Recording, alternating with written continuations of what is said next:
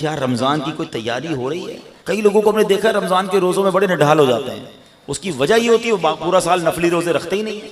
रमज़ान से पहले नमाजों की पाबंदी, रमज़ान से पहले तिलावत शुरू, गुनाह छोड़ दिए, बुरी आदतें ख़त्म कर दी, बंदा साफ सुथरा हो गया कि यार रमज़ान आने वाला है, मुझे इस्तकबाल करना है।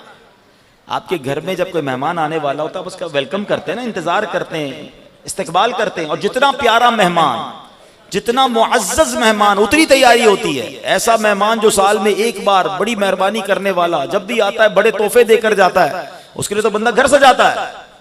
तो हमने कोई दिल सजाया, कोई जहन सजाया, कोई तैयारी की कि अल्लाह की तरफ से इतना प्यारा महीना आने वाला है, क्या ये अच्छा हो घर की सिर्फ सफाई इस नीयत से हो कि माह रमज़ान आने वाला है।